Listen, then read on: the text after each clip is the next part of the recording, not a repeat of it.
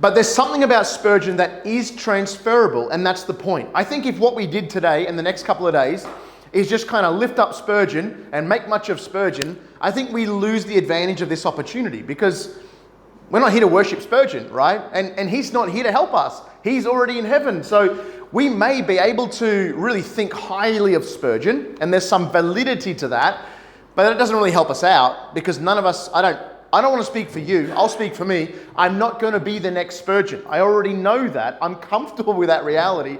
And so me just learning about how great Spurgeon is can only really end up discouraging me, right? Like, well, he was so awesome. He was so mighty in God. He was so brilliant. He was articulate. That's well and good. What I want to know is, what is transferable? Because whilst I may not have the intellect of Charles Spurgeon, I am determined to serve Jesus with the faithfulness of Charles Spurgeon. I am determined to boast the fruitfulness of Charles Spurgeon. And he believed that that was transferable. He believed that regardless of whether you were kind of naturally gifted as he was, or whether you were maybe a servant of Christ that was maybe less articulate, less intelligent, whatever it may be, that the gospel of Christ does not lose or diminish in power depending on the individual that might be articulating it.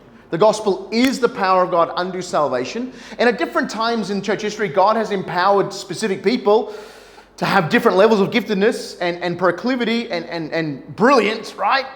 But it doesn't necessarily equate to fruitfulness unless you've leveraged the gospel for fruitfulness. And that, I think that's what makes Charles Spurgeon quite unique. In fact, Spurgeon would say, more than once in his ministry, he would say that the brightest intellectuals and the most gifted people are often the ones that struggle to have the greatest level of fruitfulness, because it's harder for them to plumb the depths of humility and to lean upon God in dependence.